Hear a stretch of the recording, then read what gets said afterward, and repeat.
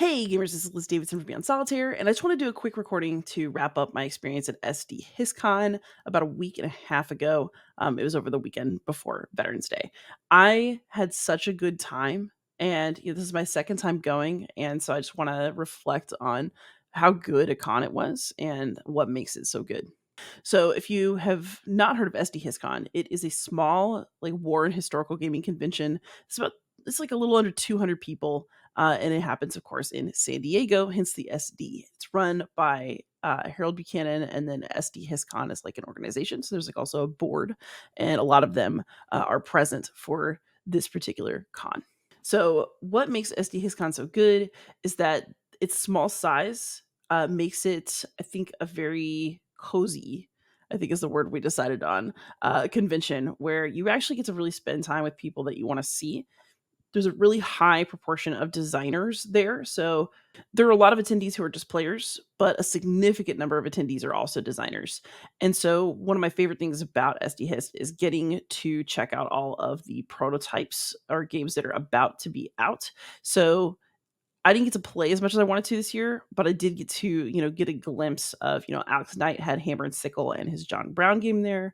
Dan Bullock had his game about bananas there. Sam London had a bunch of prototypes there that are going to be coming out from GMT in years to come. Mark Herman was there with a map that was so big that it boggles the mind, and it was really fun to help him tape it together.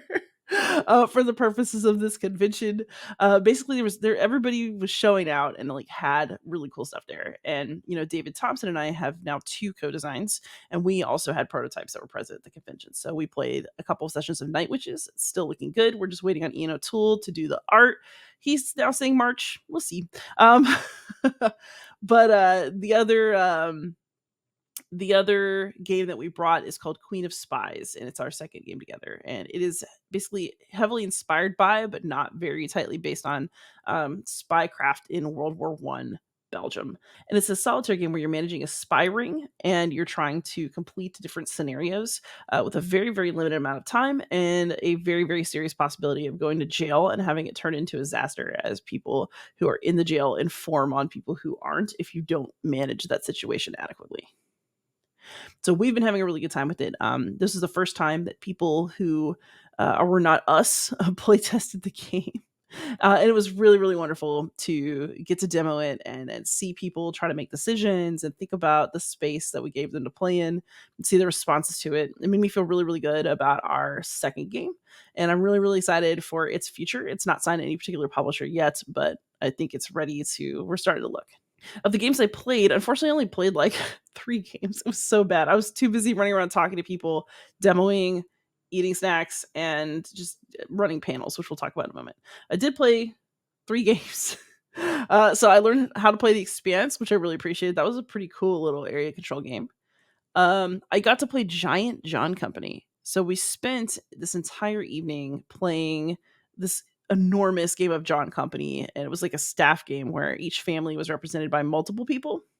So sort of like Harold's Giant Liberty or Death of the past, we got to play Giant John Co. And it was really, really entertaining. Sebastian Bay and I were like, screaming at each other across the table. Ananda Gupta was like taking the rules really, really seriously. And, some of us were just trying to create chaos around him. Unfortunately, Harold, who claimed that he was good at John Company, I never found out because he abandoned our family. But I enjoyed scheming the entire time, and I did beat Sebastian, so like that was worth it. But we just had a really, really good time, doing a little bit of role playing, a little bit of negotiating, a little bit of yelling. It was an absolute blast. And I would absolutely play John Company this way again because it was so funny. So this is actually weirdly the year where I play interesting games of John Company. So, at Gen Con, I got to play the interesting RPG overlay for John Company that Non-Breaking Space designed. And then at this one, I got to play it as a staff game on a giant table. And maybe John Company's just meant to be in my life. I don't know. But it's been some good experiences with that game this year. And then actually the best game I played at the con was not even a historical or war game or anything at all. It was Gibberers. It's this like cooperative, almost a party game, I guess, where you and the people that you're playing with create a word bank of 18 words in a fake language. And then you have to use only that fake language to communicate the meaning of new words to the rest of the group. And it was so dumb, and it was just transcendently hilarious. It was fantastic. I can't wait to play it again. Fortunately, even though only some copies were sold, Cole has one, so I'll be able to like finagle it from him at work at some point. But Gibberers is hopefully eventually going to get localized to the United States and come out. And when it does, I highly recommend that you get it, because screaming at people in a made up language, trying to combine words to communicate what you mean, and then watching them be confused and having to like redo it is absolutely hilarious. Somebody referred to it as the caveman game, but we had a really, really good time. So I played that with David Thompson, Candace Harris, Meeple Lady, and Taylor Schuss, who brought the game, and we all had a fantastic time.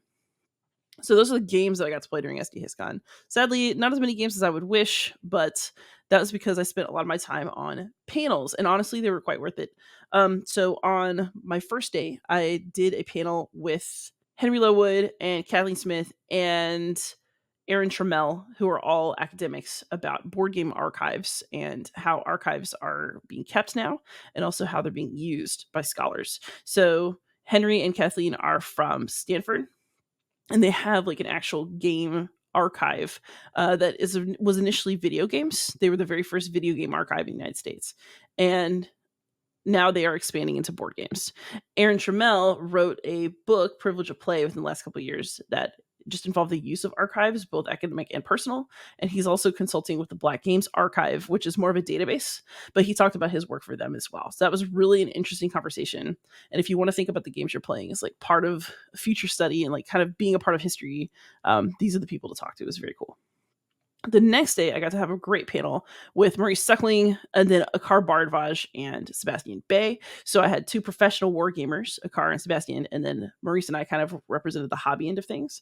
We talked about crossover between professional and hobby wargaming, and how the two fields borrow from each other, what it means to design for both spaces, which Akar and Sebastian both do, and what ethical considerations go into that. We did some discussion of Quinn's video from this year, but mostly it was just a really interesting conversation about, what kinds of guardrails exist in a professional war game. What kinds of considerations are different for gaming and design in each of those two spaces. It was a really, really fun chat as well.